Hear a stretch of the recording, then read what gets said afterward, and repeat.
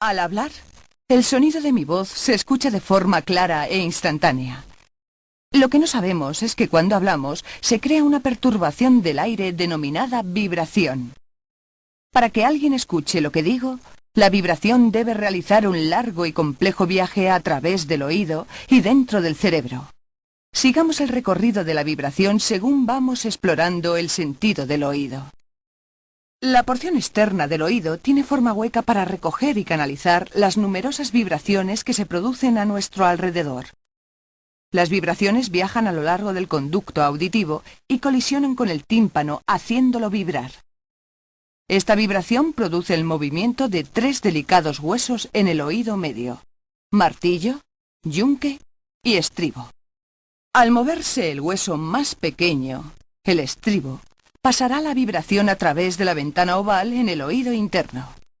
El oído interno se denomina laberinto porque tiene varias cámaras. Hay 2 fluidos en el oído interno, la endolinfa y la perilinfa. La endolinfa ayuda a mantener la orientación y equilibrio y la perilinfa se encarga de la recepción de las vibraciones. Cuando las vibraciones chocan con la perilinfa, se producen ondas de presión que equivalen a las del sonido. Las ondas de presión son las encargadas de transmitir las vibraciones a la parte más delicada y compleja del oído humano, la cóclea. La cóclea está revestida de hueso, con forma de caracol y contiene muchas células de pelo microscópico.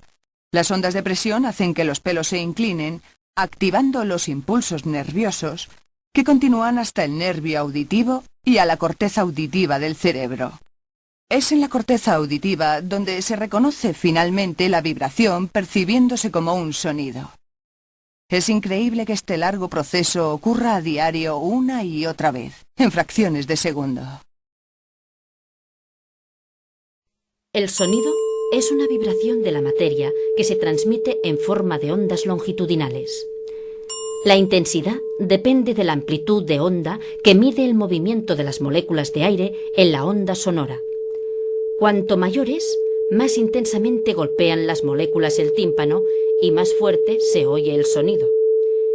El tono o altura permite distinguir entre sonidos graves y agudos, dependiendo de la frecuencia de vibración. Un sonido es más agudo cuanto mayor es su frecuencia. A través del timbre se pueden distinguir 2 notas iguales emitidas por instrumentos diferentes a partir de sus armónicos. Los armónicos son ondas simples, múltiplos de una frecuencia fundamental, que se superponen en el oído, provocando distintas sensaciones sonoras. Así, una misma nota se percibe de manera diferente si la emite un violín o una trompeta. El sonido es un movimiento vibratorio que se propaga por ondas.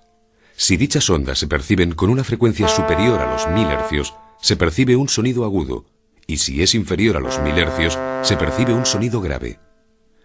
Pero si la fuente emisora está en movimiento, un sonido de frecuencia constante puede ser percibido más agudo o más grave según el movimiento existente entre el foco sonoro y el oyente. La explicación a este fenómeno se encuentra en el efecto Doppler. Cuando el foco emisor está en reposo, un observador quieto percibe la misma frecuencia que la emitida por la fuente emisora. Si el emisor se mueve hacia el oyente, el sonido parece más agudo porque el tiempo que percibe el observador entre un pico de la onda sonora y el siguiente se acorta, por lo tanto, la frecuencia es mayor. Si la fuente se aleja, el sonido percibido es más grave porque el número de ondas sonoras que llegan al oído por unidad de tiempo es menor.